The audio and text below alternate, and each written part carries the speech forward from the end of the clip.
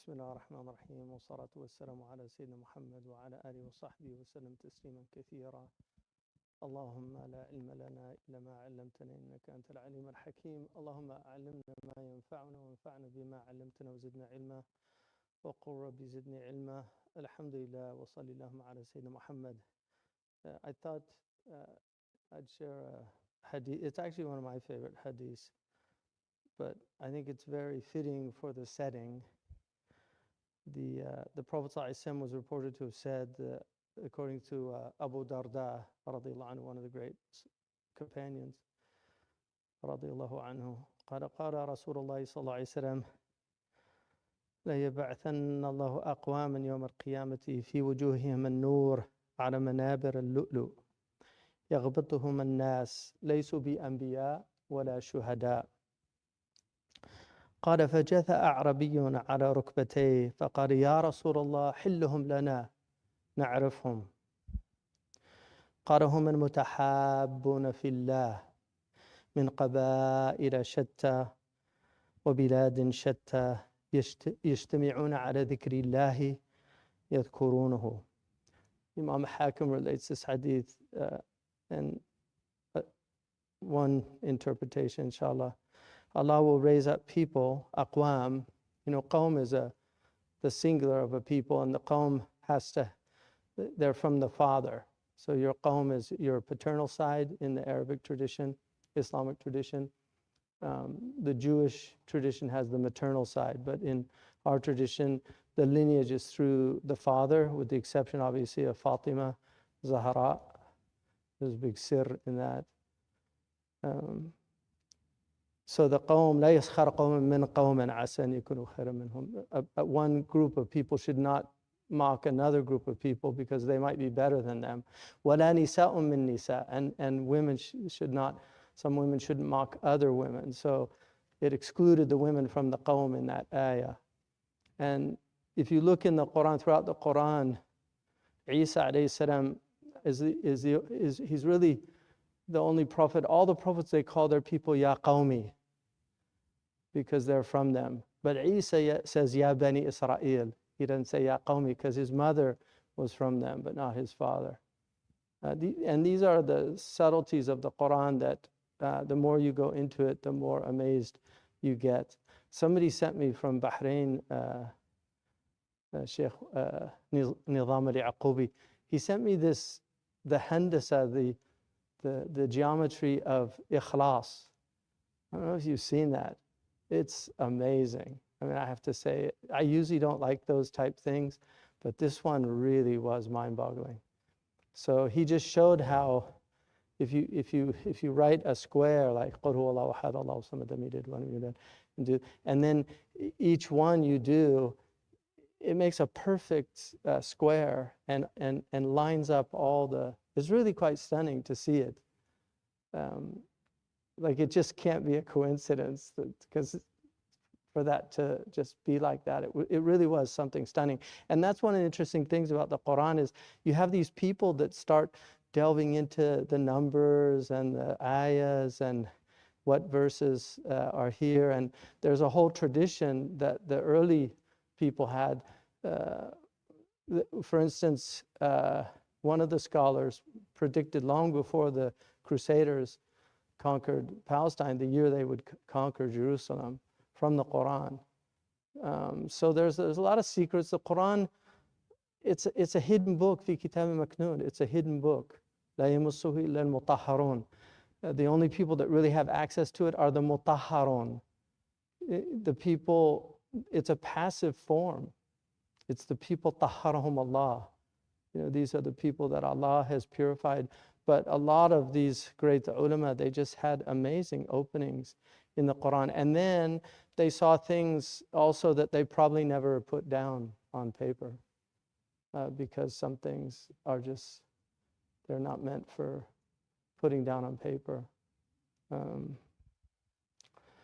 But this hadith says that Allah will resurrect people on the Day of Judgment, and their faces have lights, and they are on mimbars. Mimbar is anything, the nabra is your voice, so the mimbar is anything that you project voice with. but they're on platforms or dioceses or podiums, really, because the podium is actually what you stand on, from the Latin podes, which is foot, the dais, yeah. And so that's a case where the isti'mal changed. So it went like gha'it in Arabic, used to be a hollow, and then it went to baraz. And so the podium has become the name for the actual lectern, which is the traditional name. Very common in language.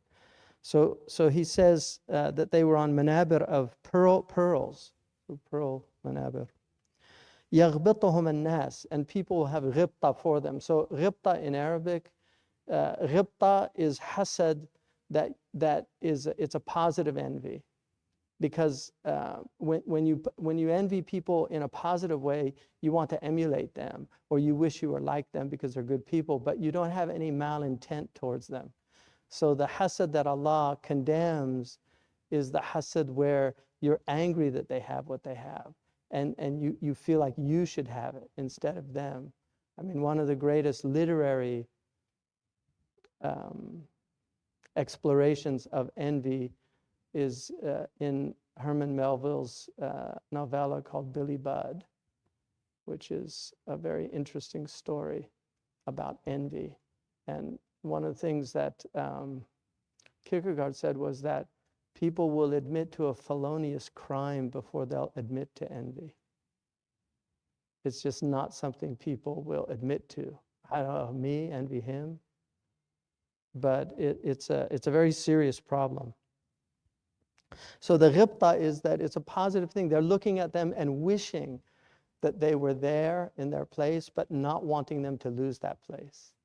So that's a very positive. And the Prophet ﷺ said, when in the hadith sahih, la hasada illa fitnatain, there's only two envies. They say it's the ghibta. It's not a negative envy. There's only two types of envy that are praiseworthy. Somebody who's been given knowledge that you don't have, you wish you had it, and then somebody who's been given a lot of wealth,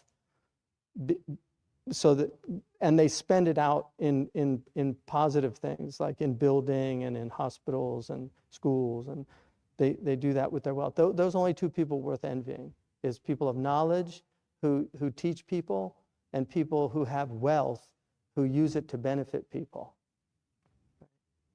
And so he says, so the Prophet ﷺ is describing them. He said, they're not prophets and they're not martyrs. So how did they get this maqam? They're not prophets and they're not martyrs. So jatha a'rabiyun, ala rukbatay, like this Arab, he goes down on his knees and he's like, describe them so we know who they are.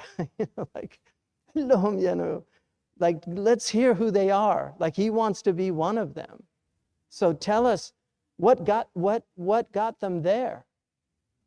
And then he said, hum al-mutahabbuna fillah. They're people that love one another. They love one another. It's love that got them there. But then the love, what's it based on? Hum min qaba'ila shatta, min biladan shatta. They don't have tribal affiliations. They're from many different tribes, many different races, many different ethnicities, many different countries.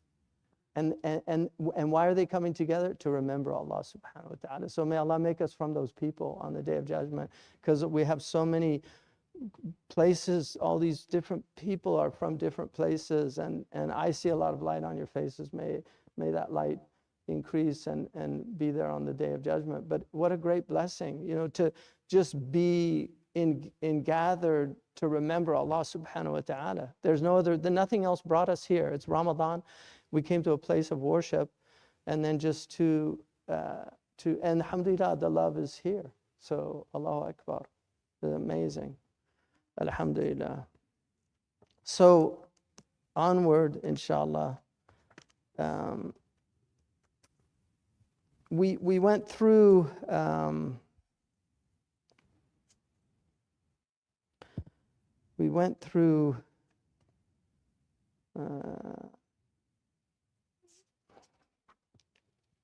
just a very quick recap.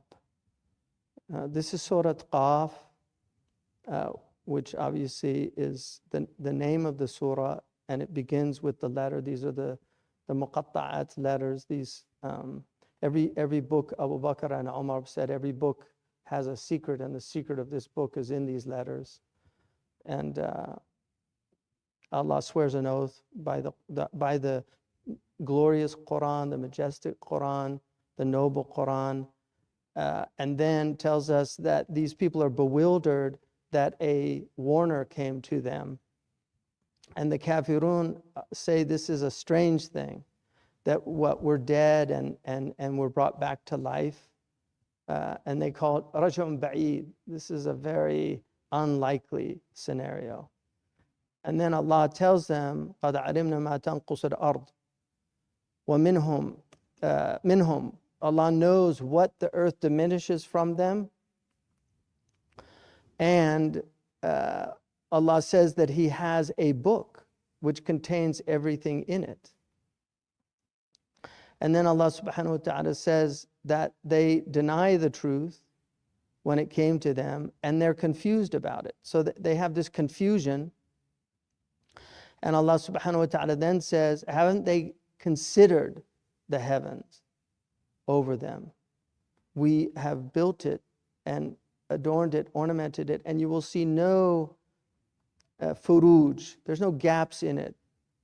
Imam al-Biqa'i said this is a proof that the heavens surround the earth. So he saw it as a proof for that the earth was round and it was surrounded by heavens. Because he said that if there's no gap in it, it means that it must be completely self-contained.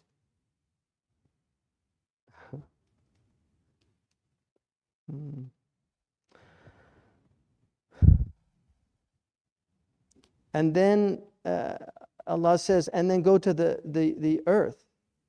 So you look at the heaven, then go to the earth and look at how we spread it out. And we put in it these anchors, these mountains that are anchors for it. And they do stabilize the earth. The dominant theory is that the mountains emerge out of when these tectonic plates came together. And then they ended up, that's where it stops. The shaking stops because these mountains come up and then the plates don't shake anymore.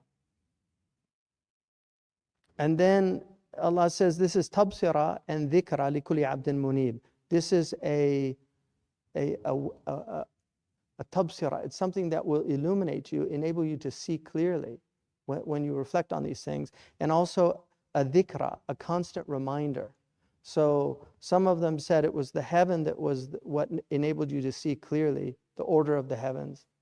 And then the earth is this constant reminder because it's always changing. The heavens stay the same, but the earth is constantly changing. And so it's this reminder of change, that the heavens have a permanence, but the earth has it has a evanescing nature. Like the nature of the earth is that it's constantly changing. And this is a reminder to us that we're heavenly by our souls, but we're earthly by our bodies. And so our bodies are sidereal, are celestial. Our souls are celestial, but our bodies are earthly. So the soul does not, it doesn't corrupt in its permanence, but it can be stunted and corrupted by the behavior of the body and by the thoughts that go in. One of the, Sidi Ali al-Jamal, one of the very interesting scholars of Morocco, he said that the food of the body comes from the earth, but the food of the soul comes from the heaven. So if you eat the food of the earth for your soul, it will corrupt it. And that it's the food, and he says the food of the soul is words. So revelation is the real sustenance of the soul. So when you are filling yourself with the words of men and the falsehoods of men, it's like junk food for the body. You're getting sick, so your soul will get sick. Whereas if you feed yourself with the spiritual nourishment of revelation, the soul will get well. قَدْ أَفْلَحَ مَنْ زَكَّاهَا. That he has success, the one who the soul, he grows the soul. Zakkaha, tazkiyah, purifies it, but it also means to grow. That's why the great souls are souls that kept growing. And then these, there's a beautiful word that comes from Latin, pusillanimous. Right? So you have magnanimous, which means animus is soul, magna is great. So a magnanimous person has a great soul. The pusillanimous person has a puny soul. So this is something that cultures recognize, the fact that we have words in different cultures to articulate these meanings. A petty person. In India, Gandhi was called Mahatma, right? The great soul. So all these cultures have this understanding that there are great souls and then there are puny souls. But Allah says that Allah has given us the ability to grow our souls. But if you feed it with the wrong food, you stunt it. If you feed it with the right food, it grows. And that's why they say Imam al-Ghazali, at the end of his life, his maqam was so exalted that he could not read books that men had written. He could only read the Qur'an and Hadith. That was his maqam. And he was reading Hadith because he was not if he was alive today, he'd probably be the greatest muhaddith alive. But at that time, he was not considered a muhaddith. His area of expertise was the usul al-fiqh in particular, and then obviously tazkiyah. But that's why he's been criticized by some for having these hadiths in the ihya. But most of them are hadith that are related to tazkiyah, and the ulama were much more easy on those type of hadith.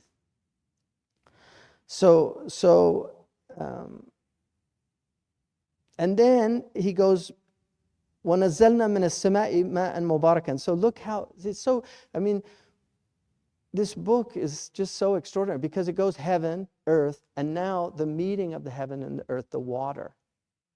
So the water comes down to the earth and brings the earth to life. So that's a metaphor right there for revelation, that it's the nourishment, just as the heavens bring the water that brings forth the nourishment of the earth.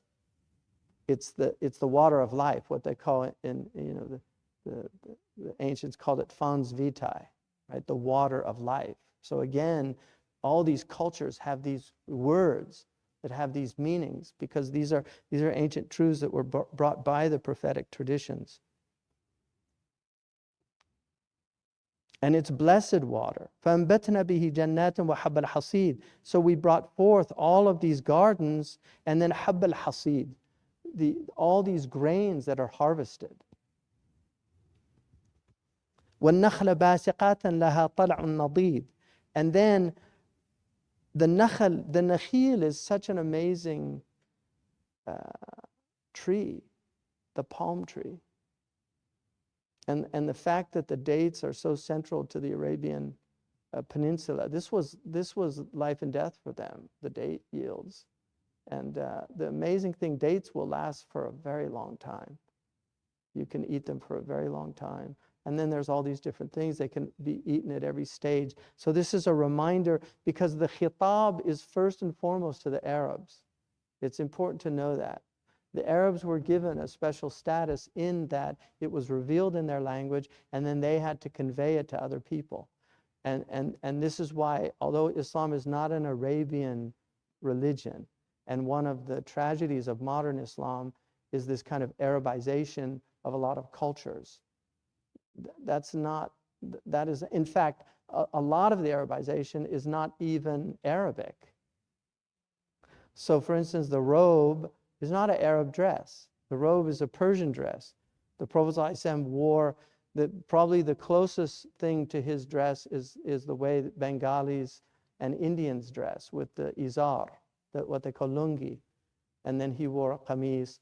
And then the Libyan dress also, or the way they dress in Pakistan, because he wore sirwal, and then he had a qamis over it. But the robe was a Persian dress, and you can look in all the pictures of the ancient Persians, they're all wearing robes.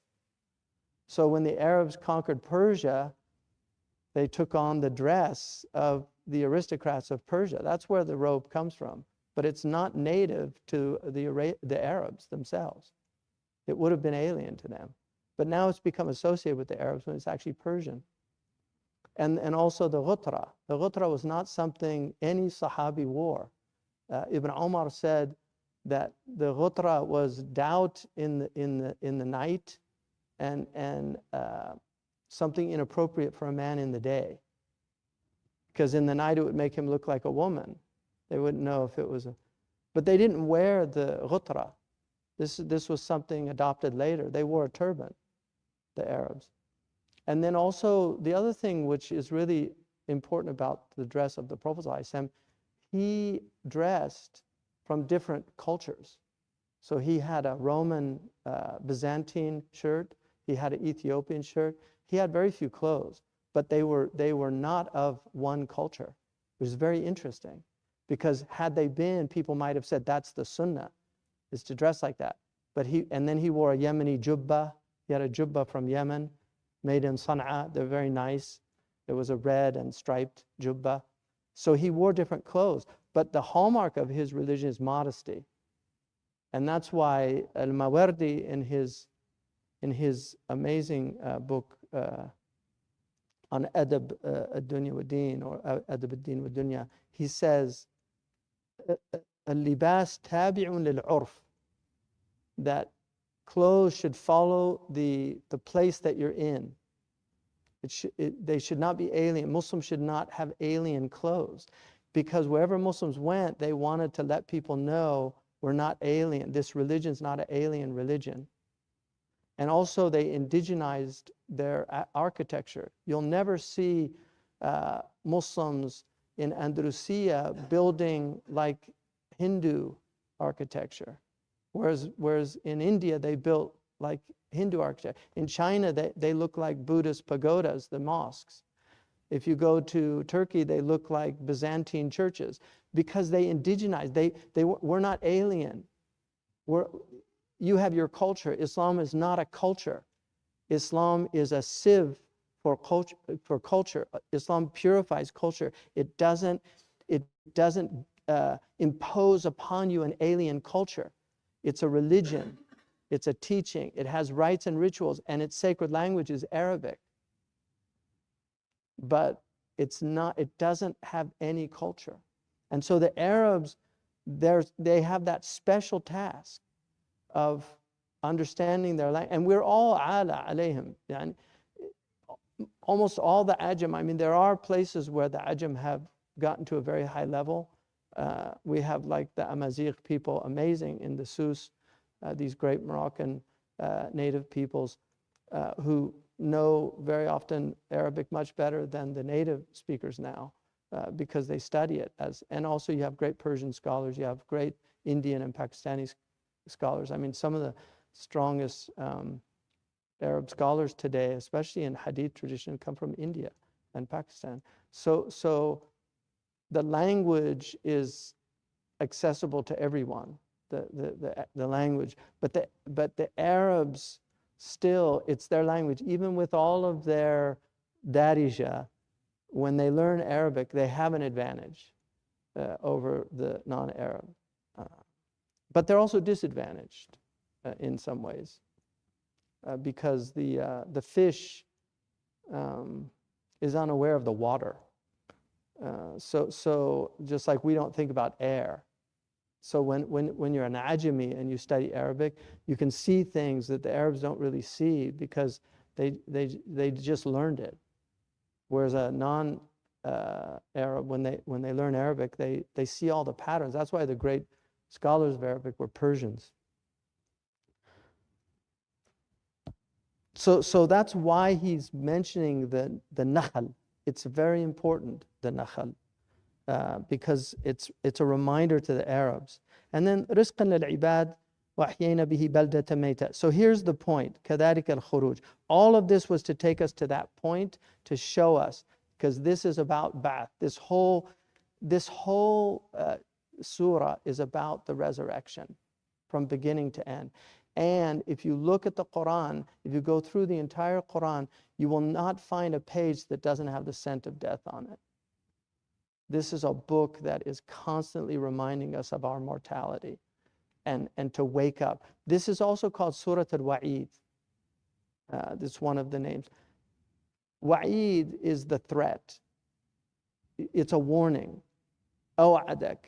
If somebody warns you, they threaten you, you better watch out. If you keep on that path, you're going to end up here, right? It's mentioned, that word, wa'id, is mentioned 6 times in the Quran, 4 times in this surah. 4 times in this surah. This is about waking up. This whole chapter is about waking up to your mortality, that you're going to leave this world and you will be judged and asked about what you did here while you tarried. And I think one of the most striking things about this book is the deeper and the more you study it, the more cohesive it becomes. A superficial purview of this book leaves many people thinking that it's a very fragmented, scattered book. That's how they view it. The deeper you go into it, the more cohesion you see throughout the book. These themes are completely unified. There's no contradictions in them. There's no ikhtilafat. You will see that they're constantly going back to these themes.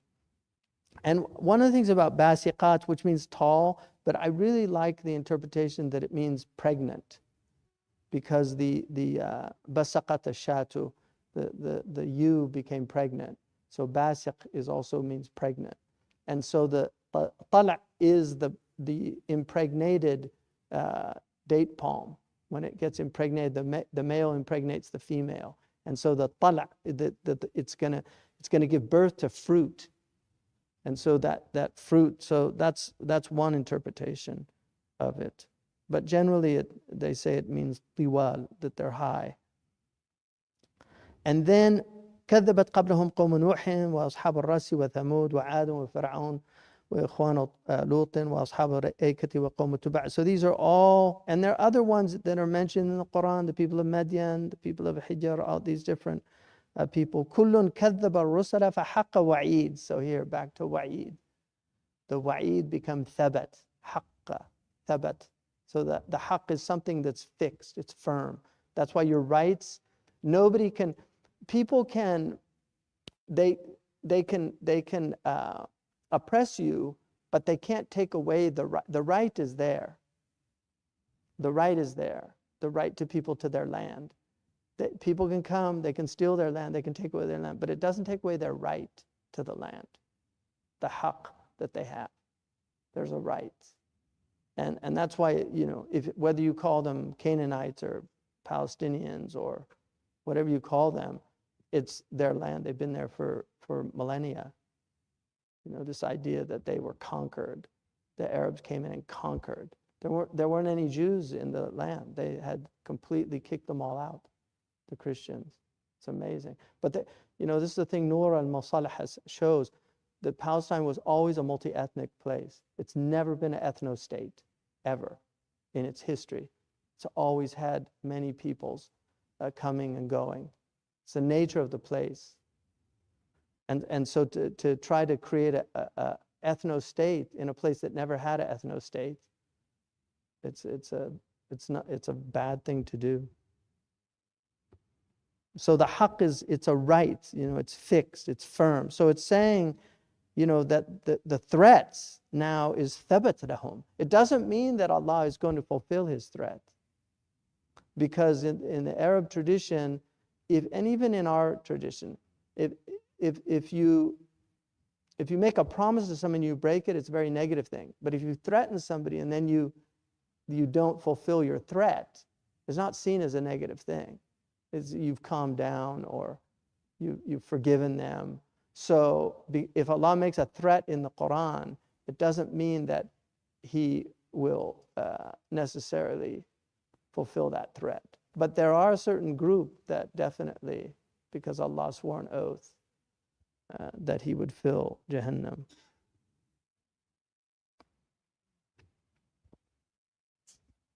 So then أفعينا بالخلق الأول بل هم في لبس من خلق جديد.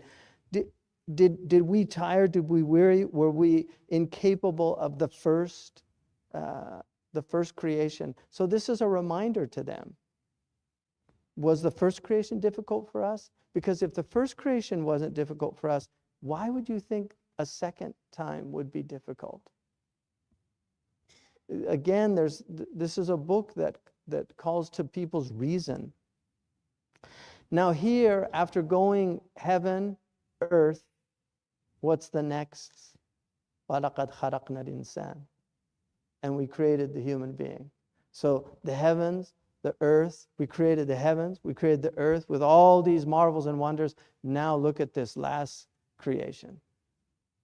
Right? This is all to get us to think, to these people. وَلَقَدْ خَلَقْنَا الْإِنسَانَ وَنَعْلَمُ مَا تُوَسْوِسُ بِهِ نَفْسُهُ. We created the human being, and we know what his soul or his ego whispers to him. So the nafs is yourself. And we have this internal dialogue, which is very strange. You know, people say, I need to give myself a good talking to. Like, who are you talking to? Me. Well, who's talking? You. It's a very strange thing. So we have this internal dialogue that's going on. And they're like waves for many people. In fact, some people, it will drive them crazy. You see them sometimes talking to themselves on the streets. I mean, now you can't tell because people have these things in their ears but that if people came from any previous generation and took a walk around Berkeley or any city now in the world, they would think everybody's gone mad because they're all talking to themselves on their phones. But they literally just walking down the street. And now, you know, I used to take, because I walk every day, and I would see people and I'd always, you know, just good afternoon, good evening. They don't hear you anymore. It's really amazing. They said now, like, I think almost half the country is eating alone or something. It's like 35% just eating alone. Even families now don't eat together. And people now, the young people in the cafeterias, they eat and just scroll their phones. They don't sit with other people. These are all really bad signs. So we're told, you know, that here that Allah subhanahu wa ta'ala knows what our soul is whispering. So one of the names of Iblis is waswas. So yuwaswisu fi sudurin nas. And waswasa, the origin of the word, it was this real subtle sound that the jewelry makes, like the hilya. It's one of those onomatopoeic words, waswasa, yuwaswisu. Even whisper sounds very similar in English, waswasa. So it's a voice that you can't really hear, but here it means the internal voice. Because it's fi sudurin nas, alladhi yuwaswisu fi sudurin nas min al-jinnati wan nas. Because people will get into you. Like if you listen to the wrong people, their words will get into you. And you'll hear them. So this waswasa, the Prophet ﷺ sought refuge in it. The Qur'an, one of the last verses in the Qur'an is to seek refuge from waswasa. And the Prophet ﷺ, it's actually in fiqh, the muwaswis, and it's used in the active voice, even though it's actually there muwaswas, but it's muwaswis. The one who is muwaswis in our tradition has a separate set of fiqh in the sujood as-sahw.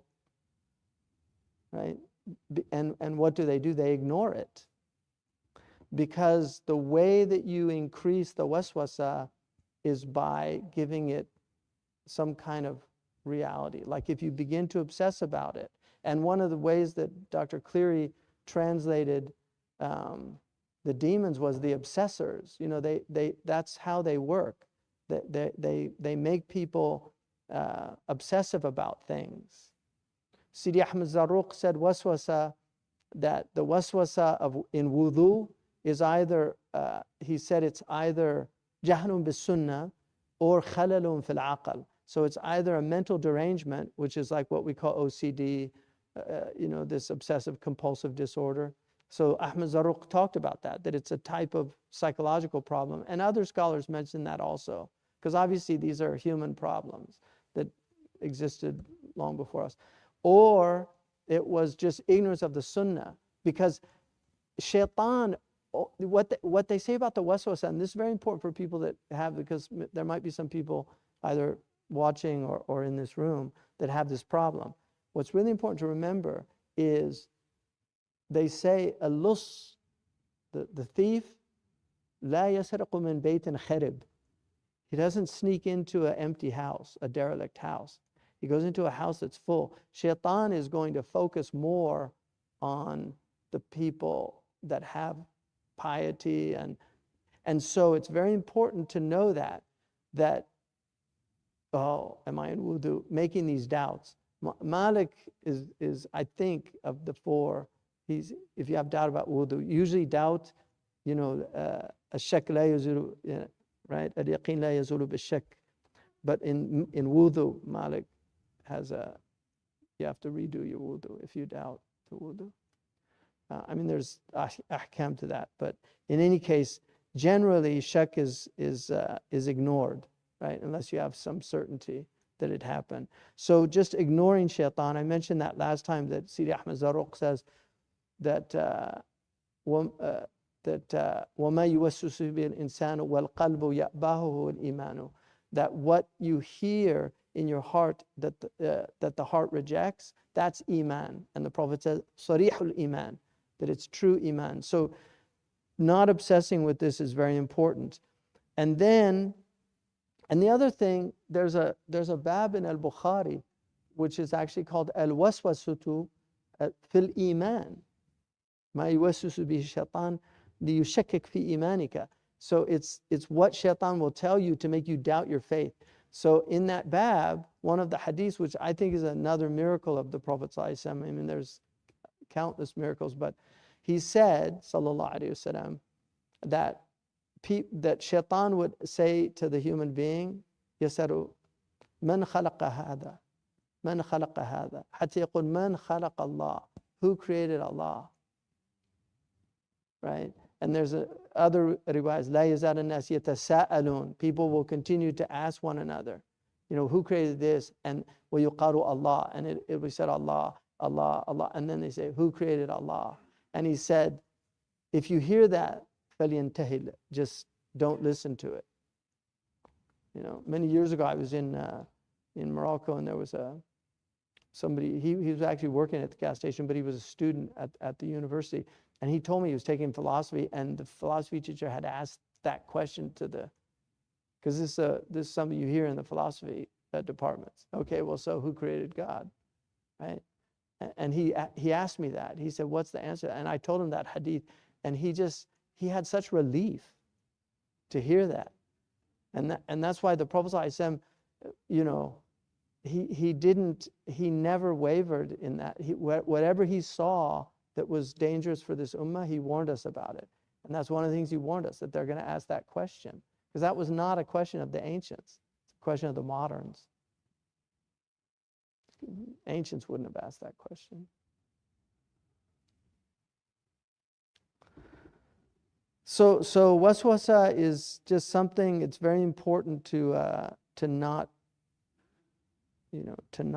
get lost in it.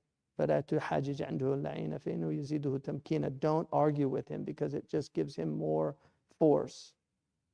قاعدة أسسها الزروق ولم تزل أقواله تروق. So this is a qaida Imam Zarruq put forward. Like, do not fight with the waswas. Just ignore him.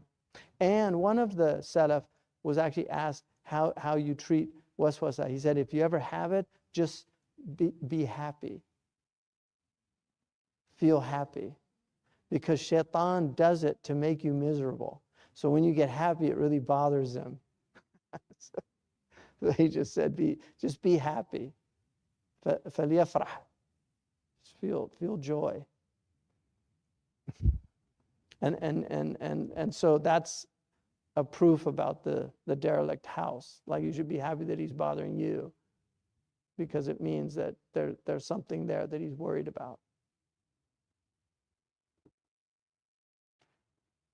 And then he says, وَنَحْنُ أَقْرَبُ إِلَيْهِ مِنْ حَبْلِ الْوَرِيدِ. We're closer to him than his own, traditionally translated, jugular vein. He's closer to us than our own selves. He knows us better than we know ourselves. إِذْ يَتَرَقَّى الْمُتَرَقِّيَانِ. So that's one of the commentaries, is it's the angels that they're present with him all the time. And the angels, Allah has created this order. Allah does not need angels, but this is part of the sunnah of creation, that there's angels, and they're all over. When people come together for the sake of Allah, the angels, there's angels that are sayyara. They're literally, they travel around the earth, and just as we see the lights of heaven, they see the lights of dhikr. So just like we see stars, they see the places where there's dhikr, and they will go to those places. And that's why you feel a sakina when you're in places where there's dhikr. People feel a sakina. The Prophet ﷺ told us, the Qur'an says that we have mu'aqibat. There's these the ones that yahfudunana. They protect us. So these the hafadha are angels that protect us, unless the qadr comes, and then they have to hold it. But I know all of you have probably been in situations where you were about to get into an accident, and then something happened, and your attention was drawn. I mean, I once fell asleep driving when I was 17. I was driving a car, and it was very late at night, and I fell asleep, and I got yanked out of sleep, and I was literally headed right for a telephone pole, and I just missed it. But that's angelic. When it's not meant to happen, the angel will divert you from that harm. And that's why it's important also never to get upset about missing a flight. Like the Egyptian man in Abu Dhabi, he got really angry, he was screaming at them and everything, and then that flight crashed, a few years back. They interviewed him. He said, astaghfirullah, like, turned out to be a rahmah for him. Yeah. So, but yeah, you shouldn't worry about those things. So that these mutalaqiyani an al-yamin wa an al-shimali qa'id. So he says, Imam Ibn Juzay al-Kalbi says, muqa'id bima'na mujalis, like he's sitting with you, yujalisuka. In other words, he's always there with you. And these are the two angels. The one on the right is the emir of the one on the left. But there are other angels. There's a hadith that Imam Tabari relates, and it's definitely, it's a good hadith, but it's mentioned a lot. And I don't think it's not in any of the major collections, but Uthman radiallahu anhu asked the Prophet ﷺ how many angels there were. And Uthman radiallahu, and the Prophet ﷺ told him in this hadith that there were 10 angels in the day and 10 in the night. They yatanawabun, so they change at fajr, at subh, and then at asr. And so the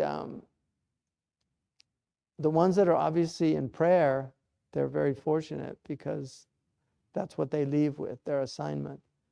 But the Prophet ﷺ in that tradition says that you have the two that are there, and then you have those on your sides, two on your sides, and then one in the front, one in the back, and then you have one that has your nasiya spiritually, and if you get arrogant, it yanks it down, and if you get humble, it elevates it, pulls it up. من تواضع لله رفعه الله, and then ومن تكبر قصمه. So and then there's the two on the tongue that, according to this tradition, says they're only there to record salah ala nabi sallallahu alaihi wasallam. So anybody that says prayer on the Prophet sallallahu alaihi wasallam, darud sharif, those angels are there just for that. And then there's an angel that literally protects your mouth from things that are harmful to go in it, because these are open orifices. And there's, we have Jibreel, we have all these amazing, Mikael, who's in charge of all the rain and everything, and the nabat, things that come forward.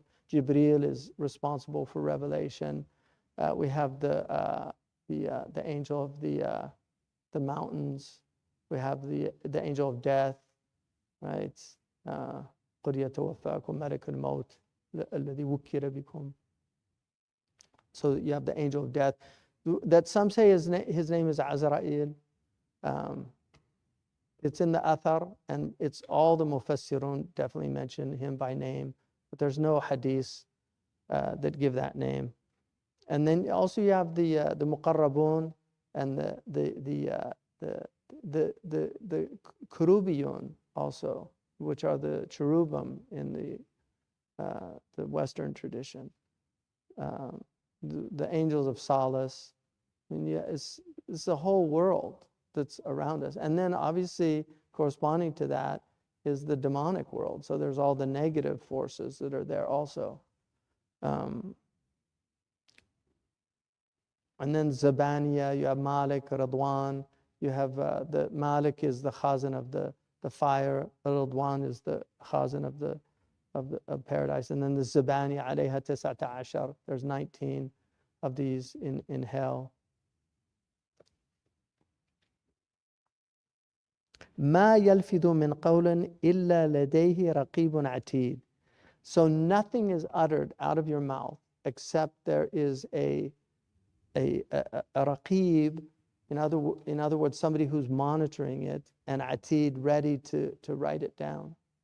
So anything that you say, and it's really important for people to think about this, because we're in an age of talking. I mean, I don't think humans have ever talked more than they talk today. And just something to think about. When you write something on the internet, you can't get that back. Some of them you can delete. People delete tweets and things, but they're not deleted with the angels.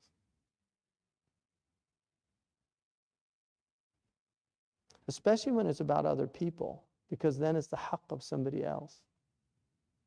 And there's the qantara for Muslims. Like the qantara is going to be a problem. Because the qantara, you can't get into paradise until you settle things with other Muslims. So you make it across the sirat, there's another stage, which is the qantara. For anybody you wronged, they have a right at that point to demand from you. So, but people just don't think about this. They just, مَا يَلْفِظُ مِنْ قَوْلٍ. There's not a word uttered that it's not being recorded. And now we know all these recordings, all our phone calls are recorded. I mean, سَنُرِيهِمْ آيَاتِنَا فِي الْآفَاقِ وَفِي أَنفُسِهِمْ. We're going to show them our signs. I mean, look at all the recording that's going on. Hidden conversations. There's people now that get people in these gotcha situations, and they record them, and then they put it up on the internet. You know, the Prophet said, al-majalis bil-amanat. Like, private conversations are sacred trusts. The Prophet ﷺ said, if a man ever, before he says something, he looks around, it's amana. Like, but they also say, don't blame somebody for, if you tell somebody a secret, don't blame them for telling somebody else, because they say the same thing that pulled it out of your chest, pulled it out of theirs. That's why they say, Sudur al-ahrar, qubur al-ahrar. That the breasts of free people are the graveyards of secrets. Like, because it's people that spread other people's secrets and tell. I mean, everything's going to be revealed on the Yawm al-Qiyamah. But sitr is also very important. Our religion, you know, and this is a very fine line. I recognize this especially today, because there's certain things. But one of the things that people do is they love to put this all up on the internet. Local problems should be local problems. The Muslim community, they take a local problem. Some imam does something, scandalous thing in some town in whatever, some place, and suddenly it's all over the internet. Like, these are fitna people. They're spreading fitna. Let the local community deal with that. If the person is a prominent person, there might be some need, but generally these are local problems. The idea of just spreading all this fitna it's really not good. And it makes people, scandal is when scandal happens, it just has a horrible impact on the community. And a lot of these problems are problems of just not following Sharia. They're just not following Sharia. I mean, the Prophet ﷺ told us, don't be alone with somebody who's not a mahram. So any woman should never, if some, quote unquote spiritual teacher is saying, oh, I'll give you private lessons, red flag, the Dajjal, because it's just not in our religion. And that's what protects people, both people. Because if you're alone, you're with Iblis. He's the third. So, and then people also, even just seeing people, like the Prophet ﷺ, he was with Maymuna, and it was nighttime, and he was walking, and they saw the Prophet ﷺ said, "Innaha Maymuna." He told them, it's my wife, and they said, "Anattahimuka ya Rasul, would we ever suspect you?" And he said, "Inna shaytan yajri fi ibni Adam majra ad-dam." Shaitan flows in the veins like so even the best people can get that doubt, right? So but there's just a lot of, the internet has created such a horrible environment for people. It's just really unhealthy. And then all these people that just attack other people, like recently, because I was talking with Sheikh Abdullah and there was a big fitna with one scholar who said something, and then all these other scholars jump in. If this is the scholars talking like that, then what about the poor people just who aren't, if they see the quote unquote ulama attacking one another, Allah says, "La tanabazu bil alqab." Don't call one another names. The Prophet said, "Ma baru aqwam." What's up with the people that do this? So ghiba is very dangerous.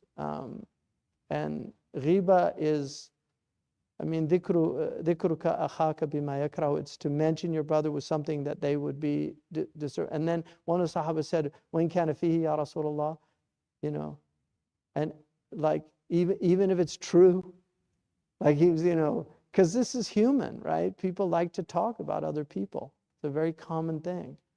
And Ahmad Zarruq said that the bab of ghiba is opened by how's so-and-so. Because some people ask that because they want to hear dirt, right? That's why they ask, oh, how's so-and-so?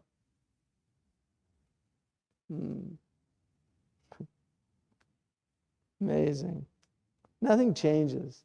Humans. So that's something really to think about, just all these things that you say online and what's going to happen. And then you make tawbah, and what do you do? And then again, so just about ghiba,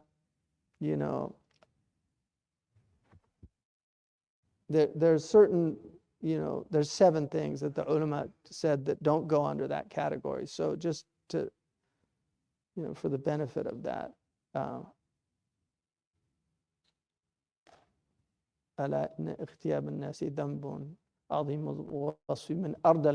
It's one of the worst sins, is ghiba.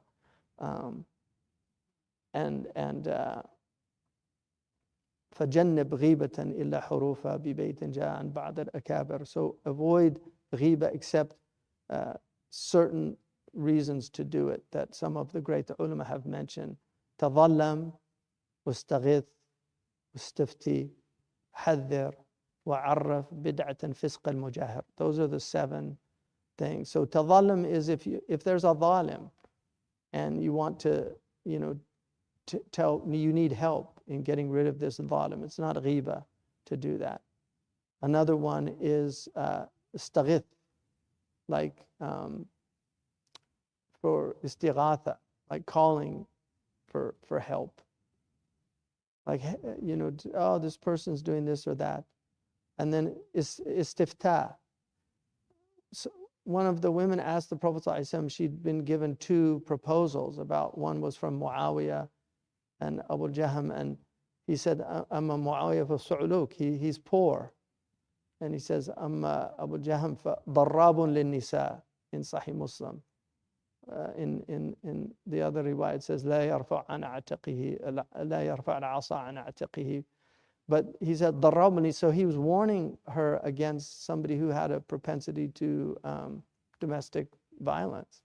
So that's not ghiba. You're warning the person. So if somebody, is asking you about a potential spouse and you know something about them, then you should let them know. That's nasiha, that's not ghiba. And inshallah, it won't be written down as ghiba because you're giving nasiha, deen wa nasiha.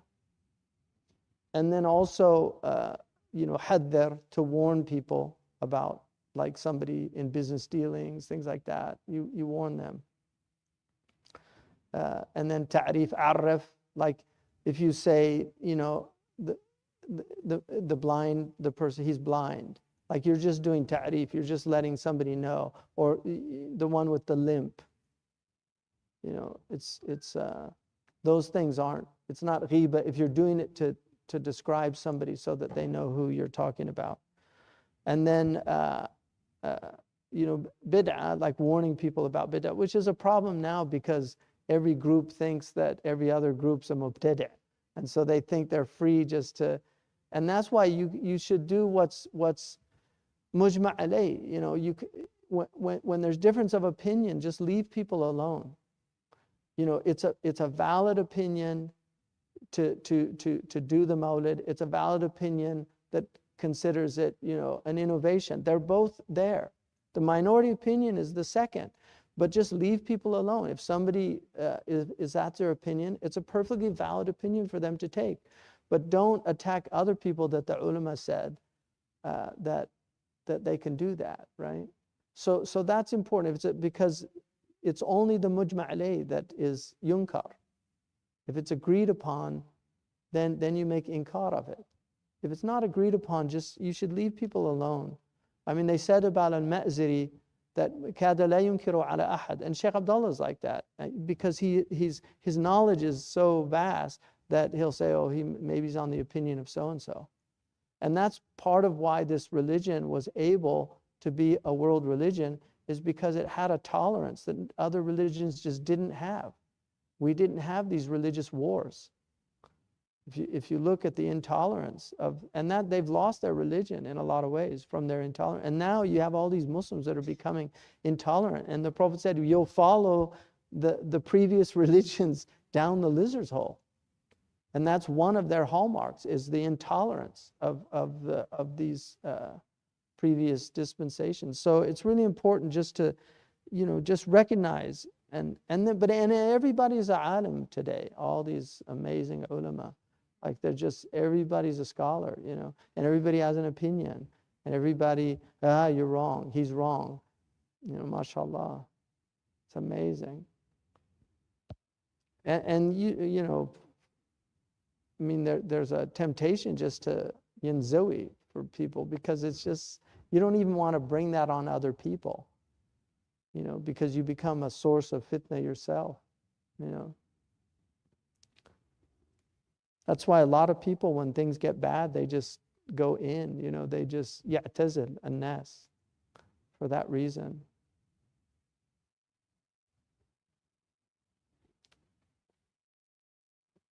وَجَاءَتْ سَكْرَةُ الْمَوْتِ بِالْحَقِّ. So again, it's Yawm al-Qiyamah. It's a reminder. These sakarat al-maut, inna lil-mawti la sakarat. The Prophet ﷺ himself experienced what we call in English the pangs of death. The sakarat, it comes from a word that's like, it's the meaning of it is to be kind of intoxicated, because you don't know what's happening. It's very intense. And if you've been around, for those of us who've worked in when I was doing ICU and things, I mean, you see people die. I saw quite a few people die, and a lot of people just don't know what's happening. You can really see. And then other people, I was with both my parents. I left for like a few minutes. You were in the room. We were reciting Yasin. Yeah. And then I came back, and my father was gone, but I was with my mother, had very peaceful transition.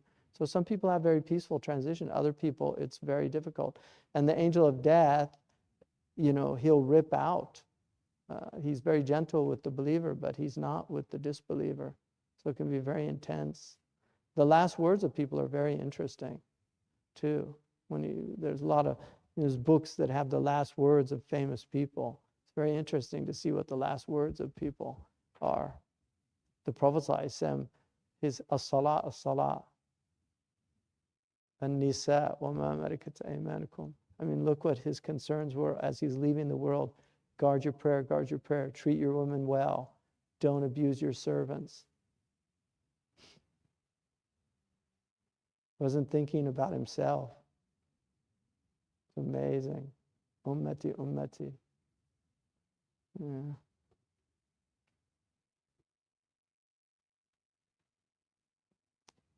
ذَلِكَ مَا كُنْتَ مِنْهُ تَحِيدٌ. That's what you were avoiding, right?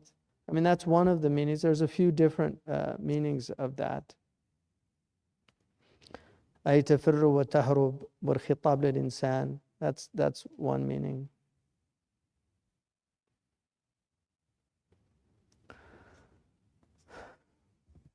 SubhanAllah.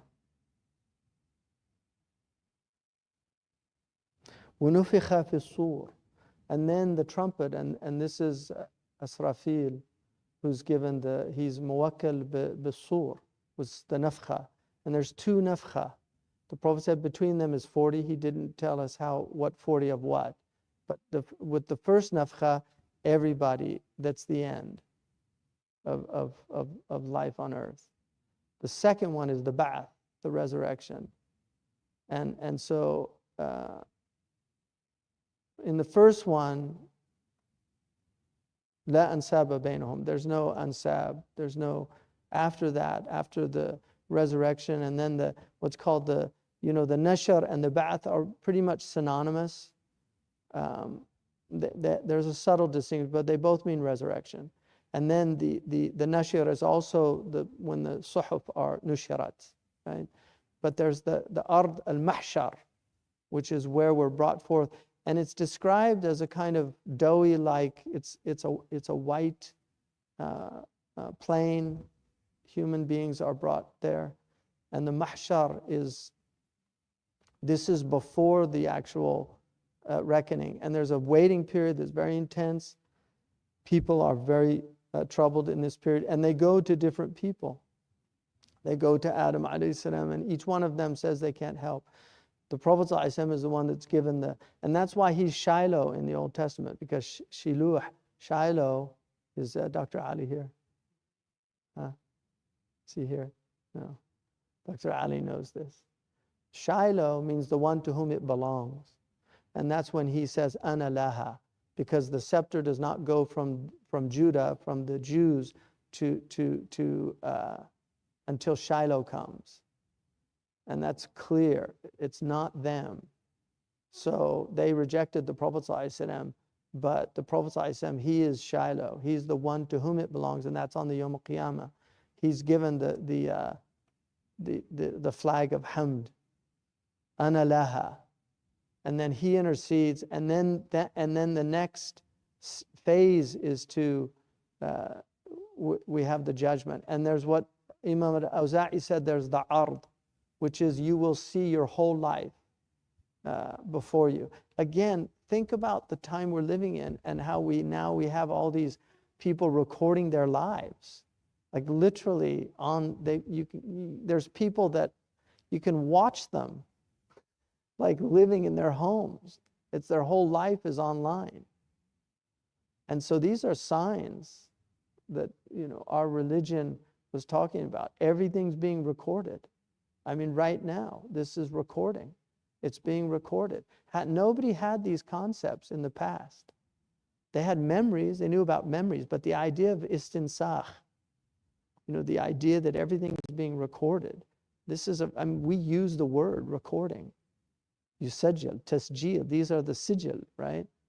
I mean, the records, where the records are kept. It's amazing. So the sur is this trumpet. ذَلِكِ يَوْمَ الْوَعِيدِ. Again, wa'id. See, it's again, the word comes back. وَجَاءَتْ كُلُّ نَفْسٍ مَعَهَا سَائِقٌ وَشَهِيدٌ. Every soul comes. The sa'iq is the one that's yasuquhu. Like they're forcing them to go. Because now your free will's gone. You're just moving according to, it's like when you go to these, it's not like, but just a worldly analogy.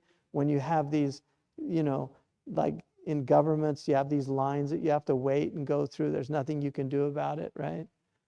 So you just have to do this. So this is the sa'iq. And then the shaheed is the one who, he knows everything about you. He's a witness.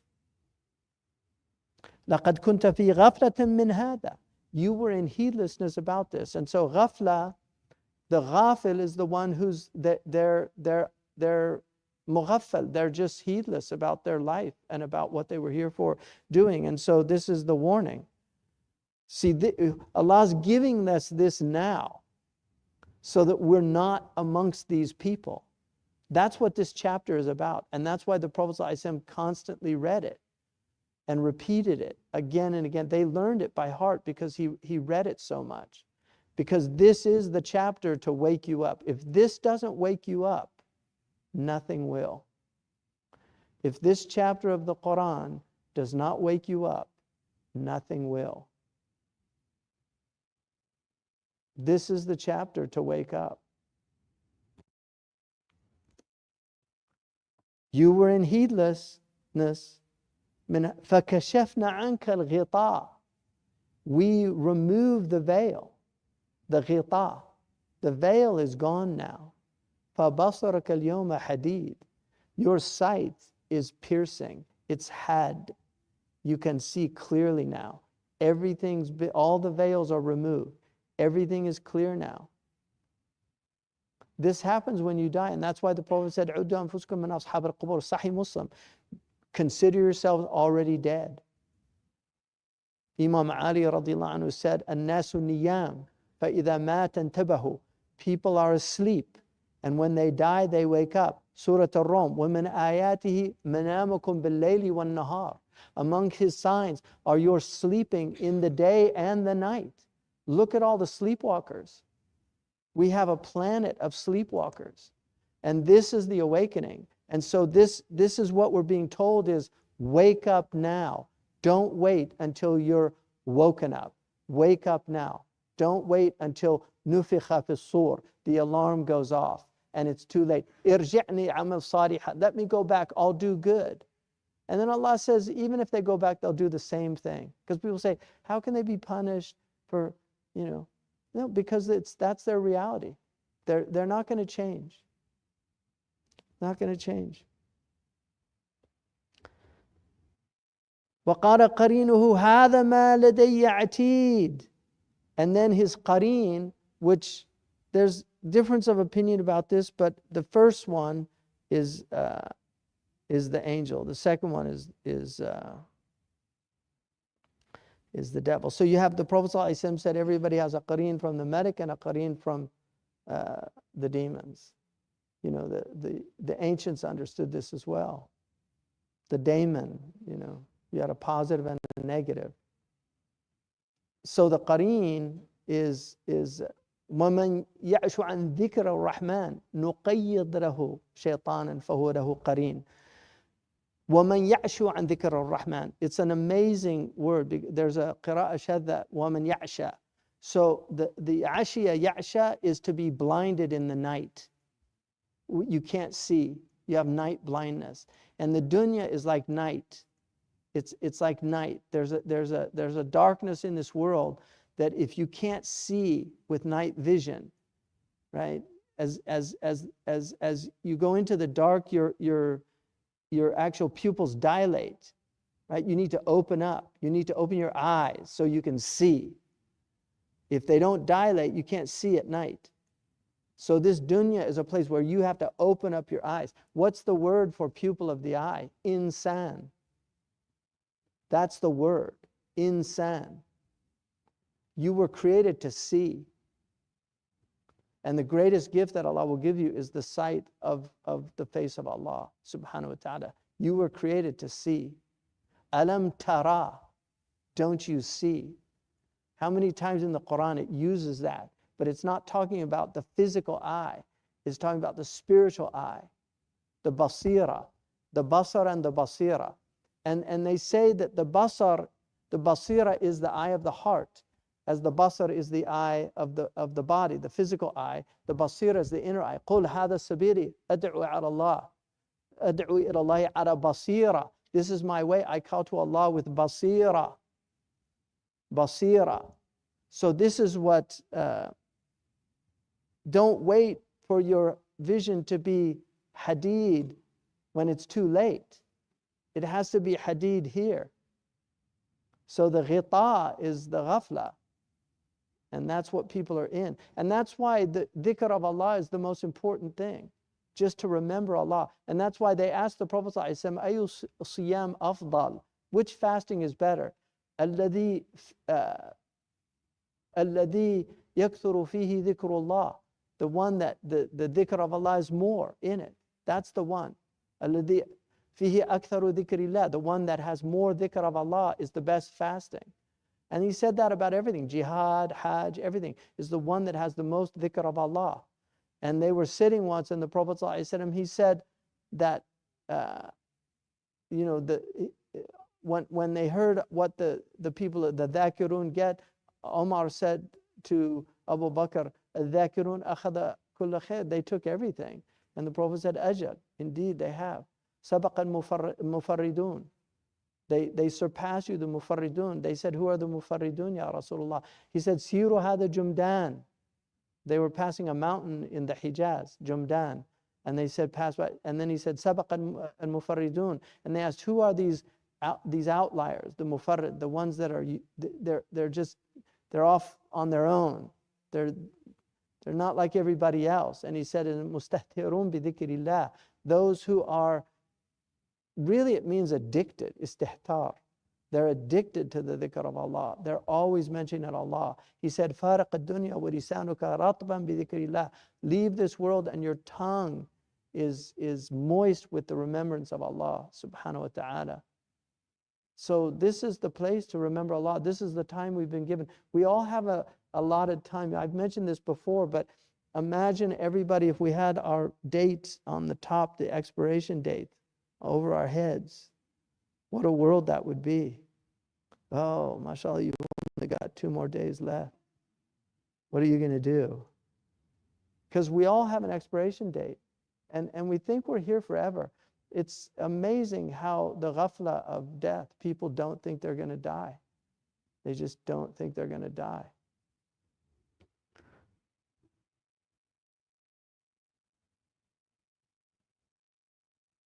So that's what he says. قَالَ قَرِينُهُ هَذَا مَا لَدَيَّ عَتِيدٌ. It's all prepared. أَلْقِيَ فِي جَهَنَّمَ كُلَّ كَفَّارٍ عَنِيدٍ. Put into hell, thrust them into hell. Every kafar anid. It's very interesting. It didn't say kafir, because kafir, it's a once denial. Like the kafir, you deny Allah once. The kafar is not only a disbeliever, but it's an ingrate, because ingratitude is constant. Because, I was talking to this man once, we were talking, and he asked me why Islam said you should worship Allah. And I said to him, for blessings. And he said, yeah, I suppose I've had some blessings in my life. And I was just like, look down. I said, who do you think's keeping your temperature at 98.6 degrees right now? Who do you, who's enabling you to blink? Because there's people that can't blink. I don't know if you know about dry eyes and the pain that people who have dry eyes suffer. Dry eyes. It's a whole industry for dealing with dry eyes. Just to have, the ability to blink and to have some moisture in your eyes. It's a great blessing. Just in ta'uddu ni'matullah la tahsuha. If you try to enumerate the blessings, you'll never get to the end of them. But Allah says they're kafar and anid. And inad is obstinacy. They're just obstinate people. They just won't see, no matter how much you show them. When yaraw kulla ayatin la yu'minu biha. If they see every sign, they won't believe in it. They just won't believe. You see these atheists now, and these people that debate them, and just they talk about all the fine tuning in the universe, and they have to admit it's all true, and they still deny Allah subhanahu wa ta'ala. I mean, even just to acknowledge there's a creator, it just seems like that is just that you're created, that you're a creature. You didn't create yourself, your parents didn't create you, they're all asbab. So where did you come from? Because it can't be infinite regress, can't be chicken and egg, circular, dawran tasalsul. So where did you come from? We obviously a creator. Whether it's a personal God or not, that's a debate. You can have that debate, but to deny createdness, that's insanity. It just doesn't make any sense. And if you look at our Prophet ﷺ, I mean, the Muslims were a mess. Unfortunately, we are a mess. And it's difficult for people to see the light, but people still see the light. I mean, these people that they're letting into Medina, some of these people just break down and start crying. These non-Muslim people, because they let them go. They don't go into the masjid, but they go now into the city. And there's people that have gone there and they just burst into tears because of and they say it's so peaceful here. Like they feel, where's that peace from? That's emanating from the greatest spirit that ever was incarnated. I mean, it's the ruh of the Prophet ﷺ. It's his spirit that's in that city, and you can feel it. And anybody that goes there that has an ounce of perceptibility, they can feel it. If you can't, you're a rock. You're just jamad, inanimate, because it's something amazing there. And it's not Mecca. Mecca's amazing, but Medina, there's something just that you can feel permeate that entire city. And people are, there's a lot of agitation in Mecca. And this isn't an observation I made. This was made centuries ago. Malik was asked about it. And his explanation was, that was a city that drove their prophet out, and this was a city that took their prophet in. I mean, the house of Allah is there, and Mecca is a great city, and the prophet loved it. And that's enough to love Mecca, But the Medina just has a special flavor. I think that everybody that goes there really feels that.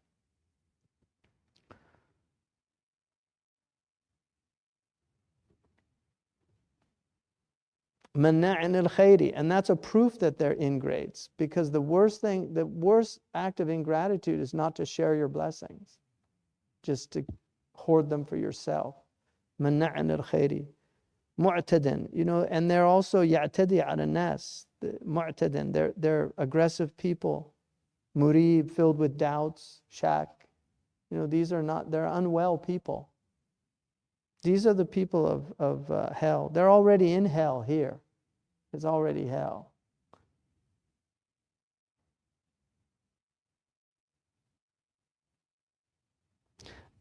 How much time? Oh, mashallah. Okay.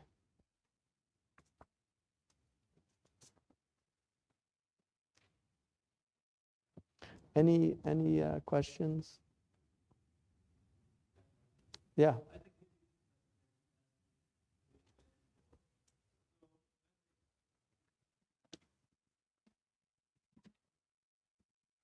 Thank you. So, like during namaz or tarawih or listening to Quran Sharif, when mind wanders, Mm-hmm. or doing zikr, or Yeah. how to deal Like with focus. that? Yes. A couple of things. One, that's a human thing. This is not it's not.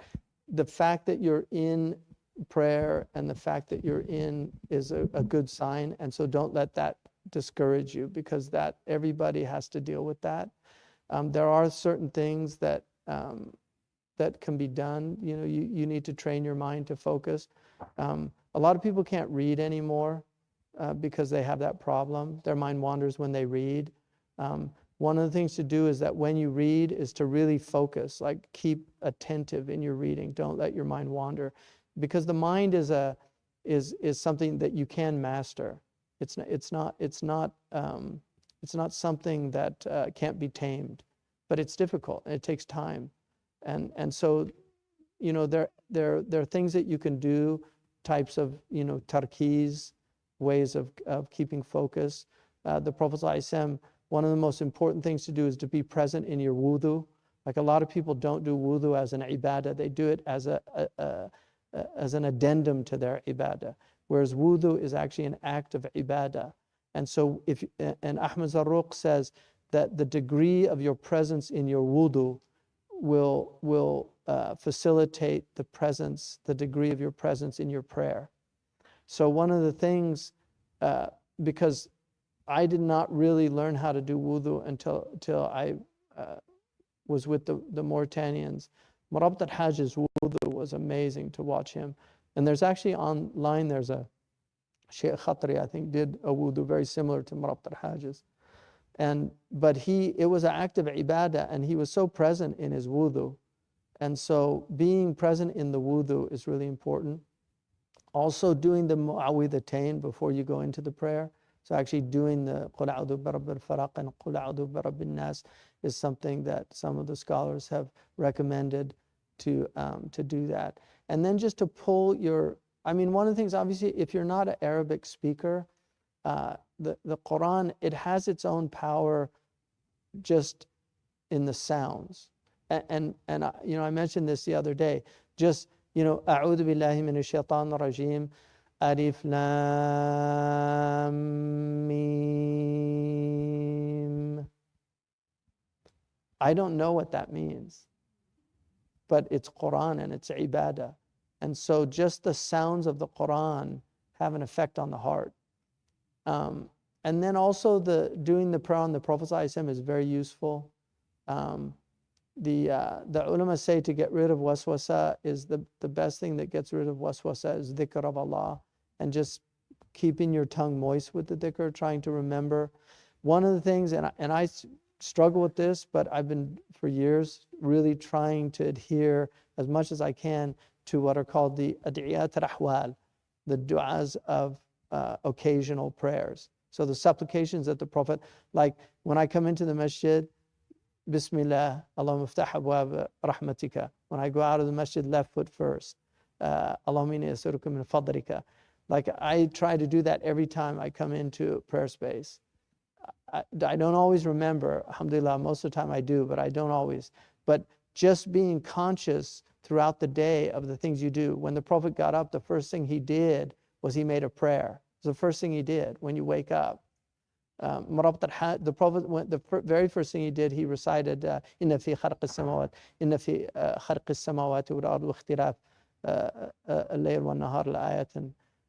He recited those verses every morning when he woke up. He'd go out and look at the stars and he would recite those verses.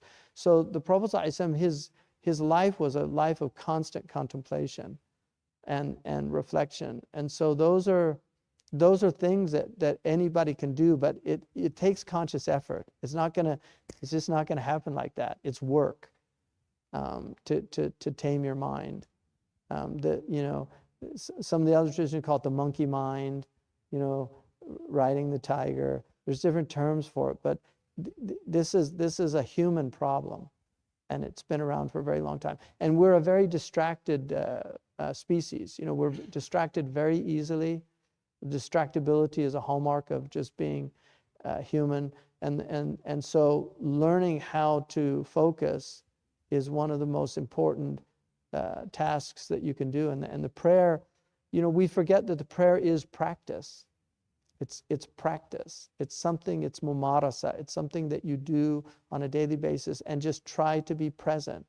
And I know the difference between, sometimes I've repeated prayers just because I know I just didn't have any presence in the prayer. So it's a problem. And now we have phones going off and ding, ring things, and just very difficult. Any other?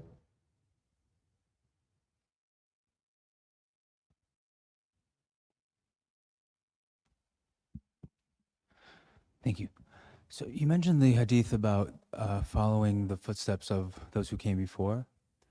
And when you look at where they are now, and you look at where our ummah is now, how can we know that? Like, how do we know how far are we going to follow them? Because they seem like they're on misguidance. And when you look at the state of the ummah, how do we know that we are not?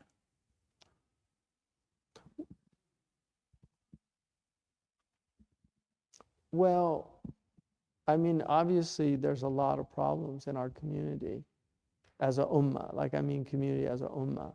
And they've been going on for quite some time. I mean, you can probably, you can really see it. It's around 500 years of this decline. And the Prophet ﷺ told us these days would come, and he said the people that would be outliers would be given great rewards for being people that, he said that bada al-islamu ghariban, Sahih Muslim, bada al-islamu ghariban wa sayaudu kama bada ghariban fatuba lil-ghuraba. And then they asked who were not in that riwayah, but in another riwayah, they asked who were the ghuraba, he said Islam began as an alien thing, a strange thing. It was strange to the Arabs. And then it became normalized. He said, it will return a strange thing. And then he said, blessed are the strangers. And they say Tuba is a tree in paradise. And then he was asked who they were, and he said, الَّذِينَ يُصْلِحُونَ سُنَّتِي بَعْدَ مَا أَفْسَدَهَا النَّاسِ. Those who rectify my sunnah after people have corrupted it.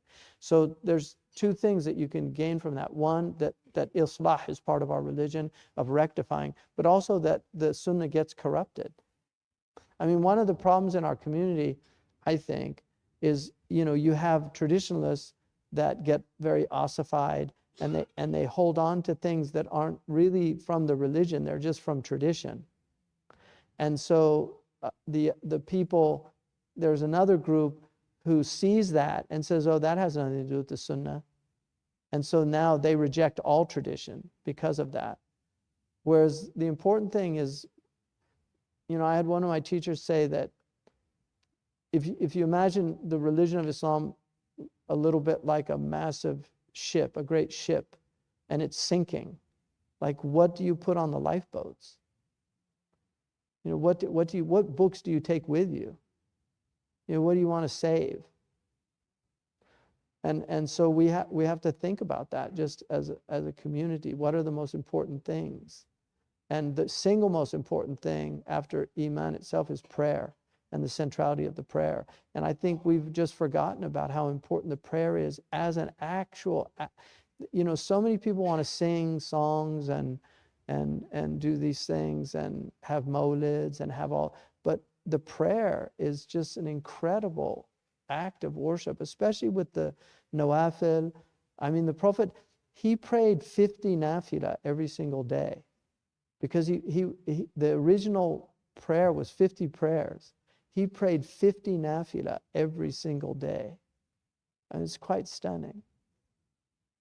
When you go to Medina, one of the things that really strikes you about being in Medina is prayer's like a full-time job in Medina. Like there's time to eat and then pray. It's really quite stunning. And so the centrality of prayer and really working on our prayer, and also learning and education. I mean, the Prophet ﷺ said, لِأَنْ يَغْدُ أَحَدُكُمْ وَيَتَعْلَمَ آيَةٌ مِّنْ آيَةِ اللَّهِ خَيْرٌ لَهُ مِنْ أَلْفِ رَكَعَةٍ. It's better to learn one ayah than pray 1,000 rakats. His religion, when he came in the gathering, there were people studying and there were people doing dhikr. He sat with the people studying and he said, إِنَّمَا بُعِثْتُ مُعَلِّمًا. I was sent to teach. It's not saying that the other thing was wrong, but he was a teacher and he was constantly teaching. And his religion is a religion of reason, intelligence. Emotions are supposed to be controlled. And you can see how emotional our community is. We're a very emotional community. One thing, just think about this. The Prophet ﷺ never called people names. We have all these Muslims that just call heads of state names, you cannot like a head of state, that's fine. But there's also the Prophet ﷺ, he had decorum. He was never, and so when the scholars do this, I mean, you can expect that from uneducated people. But when scholars do that, it's a very bad sign. You know, there's just a lot of emotion and people not thinking, and there's reasons to be upset. I'm not going to deny that. I mean, there are reasons to be upset. We're all living through a really horrific time. We've seen, I mean, the horrors that I've seen just in my lifetime is just amazing. I'm not over a million dead Iraqis in my lifetime. I mean, I saw Vietnam, you know, so I remember Vietnam, and that was 2 million dead. Horrible napalm bombs, you know, all these terrible things they did. I mean, the Viet Cong, when they would bomb them with napalm, which burns the skin, you know, so they worked out that it wasn't waterproof. So if they went into water, it would stop the burning right away. So all the villages made big ponds. They dug things and put water so that when the napalm came, because the napalm was like they sprayed it. It came down. It was just, you know, it's gone on. So some scientists, probably in New Jersey or something, worked out how to have waterproof napalm. Like, why would you do that? Napalm's bad enough, but not even to give people, you know, it's just evil. So these are all evil things. So we've seen a lot of evil, and we've been, I mean, I don't watch the news because I don't want to let things into my heart like that, because one, I'm a hypersensitive person. I get very sick physically. But two, I really want to be grateful, and Shaitan just wants to make everybody miserable and depress us. I don't want to get depressed. And so I know what's going on, and the Prophet said, نعم السلاح الدعاء والصبر. What an excellent weapon, prayer and patience. Because العاقبة للمتقين. This is just dunya. It's just dunya. And if people get too caught up in this place and not recognize it for what it is, they'll get lost. This is dunya. And I know enough of history. 50 million Indians probably starved to death during the British period. 50 million. I mean, talk about a Holocaust, you know. At least 20 million Russians killed under Stalin. At least 20 million. A lot of them Muslims, you know. I mean, if you want to talk about the horrors of the world, I could go on all day about the horrors of the world. But there's also the marvels of the world and the beauties of the world and the amazing things about the world, you know, and the tenacity of people despite everything. I mean, the display of the Palestinians that they've shown is just, it's inspired like a lot of people, even non-Muslims. It's just unbelievable. So these, you know, I'm very anti-war. I really am. I'm very anti-war. But the Muslims, 500 years, we've been doing the same thing and getting the same results. Historically, the Muslims converted their enemies when they couldn't beat them. You know, they say if you can't beat them, join them. The Muslims said if you can't beat them, convert them. That's what they did. The Mongols converted to Islam, the Ilkhanid. They became the defenders of Islam. Within 70 years it happened. And that means that there were people still alive that saw Baghdad completely devastated, that were probably praying next to people who were the children or the grandchildren of the people that conquered them. It's amazing. You know, it was one of the things my dad said when he read the history of Islam. He told me, Islam conquers its conquerors. That's what he said. Islam conquers its conquerors. يَغْلِبُ الَّذِينَ غَلَبُوهُمْ. Why have we lost that ability? You know, the Arabs say, فَاقِدُ شَيْءٍ لَا يُعْطِي كُلُّ وِيعًا بِمَا فِيهِ أَنْضَحُ. Every vessel can only pour forth what it contains. If all you have is emotion and anger and resentment, you know, most people here, if they really knew what was going on, they would be opposed to it. We have to educate people. We have to, most people, and people, a lot of people are waking up to what's happening. But the Muslims, I think we need to really think about ourselves a lot more. We think too much about what's happening out there, and we don't think enough about rectifying our own selves. And the book that's just been translated into English, and I would recommend everybody read it. In fact, I'm probably going to read it in the book club that we do. It's called The Generation of Salahuddin. And it really shows, it's an amazing book by this Jordanian scholar, Ersanan al-Jilani, or al-Kilani.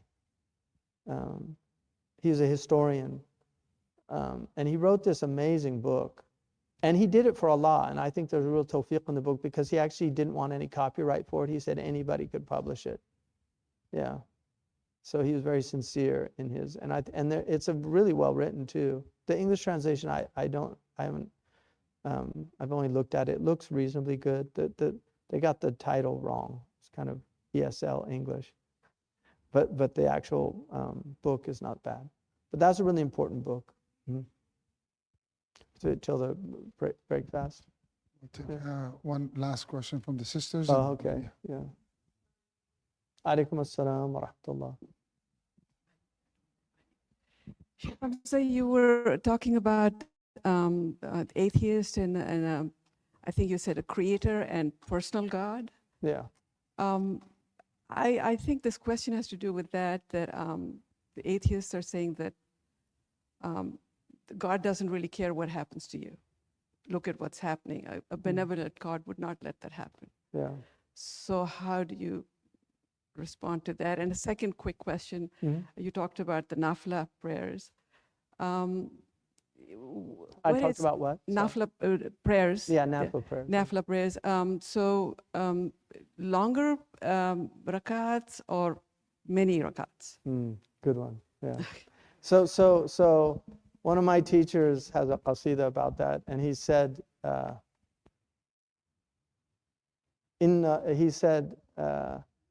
وَاسْلُكْ بِنَفْسِكَ سَبِيلَ الرِّفْقِ لِكَيْ يَكُونَ سَيْرُكَ بِالشَّوْقِ. Go easy on yourself so that your journey is with desire. And then he said, فَإِنَّ رَكَعْتَيْنِ مِنْ مُحِبِّي خَيْرٌ مِنْ أَلْفٍ مِنْ غَيْرِ حُبِّي. 2 rakats with love are better than 1,000 without love. So the Prophet ﷺ said, إِنَّ لِكُلِّ عَمَلٍ شِرَّةٍ. Every action has a shirra, like it has an excitement, an energy, like you want to do it. But he says, وَلِكُلِّ عَمَلٍ فَتْرَةٍ. But also it has the waning. And he said, فَمَنْ اتَّبَعَ سُنَّتِي فِي فَتْرَتِهِ نَجَى وَمَنْ تَرَكَ سُنَّتِي فِي فَتْرِهِ هَلَكَ. So if you leave my sunnah in your time of waning, you'll perish. Which means when you have energy, do what you're doing. But when you lose your energy, don't stop doing, but be moderate. And that's why the Prophet ﷺ, he said, لَنْ يَشَدَّ الدِّينَ أَحَدٌ إِلَّا غَلَبَ. Nobody will try to take this religion on completely except it will overwhelm him. I mean, just qira'at. You can spend your whole life studying one branch of the Qur'an, which is not even, it's an amazing branch, but it's not a branch, it's more a technical branch than, it's not really so much about knowledge like what the Qur'an means, but it's how it's recited. And there's so much in that alone that you could spend your whole life. This religion is just so amazing. Like it's got so many different areas. Hadith alone, you could just spend your life. Sirah, the usul al-fiqh, Arabic literature, all these different, it's amazing. And so you have to just have a practice that's consistent. And the Prophet said, khairul a'mal adwamaha wa in qal. The best actions are those that are constant, even if they're a little. And so the most important thing is just, if you're not doing any nafilah, try to do at least as a baseline the 2 rakats after Maghrib, the Shafa' and Witr after Isha, and the 2 rakats before Fajr. Nobody should leave those. If you can add to those 2 or 4 before Dhuhr, 2 after Dhuhr, 2 or 4 before Asr, and then the tahajjud, even if it's 2 with love, it's better than 8 without love, or just feeling like I have to do this. But also there's a great blessing in just being consistent. Sometimes you'll have the energy, other times you won't. But it's like exercise, you just do it because you have the discipline to do it. And what I find is once you start doing it, alhamdulillah. سبحانك اللهم وبحمدك أشهد أن لا إله إلا أنت أستغفرك وأتوب إليك والعصر إن الإنسان لفي خسر إلا الذين آمنوا وعملوا الصالحات وتواصوا بالحق وتواصوا بالصبر وصلى الله على سيدنا محمد وعلى آله وصحبه وسلم سبحان ربك رب العزة عما يصفون والسلام على المرسلين والحمد لله رب العالمين. الله يتقبل صيامكم. الله إن شاء الله ربنا may Allah bring peace to our brothers and sisters in Gaza and in the West Bank. Give them security. إن شاء الله يرد الصواريخ على أعدائهم إن شاء الله ويعني يبارك فيهم وفي رمضانهم إن شاء الله ويغفر لنا ويرحمنا ويتوب علينا لتقصيرنا وإن شاء الله نحن ندعو لهم ونطلب التوفيق لهم. And every place where Muslims are having difficulties, may Allah make it easy for them. Inshallah. Jazakallah khair, Sheikh, for beautiful class. Thank you to everyone for coming. Alhamdulillah.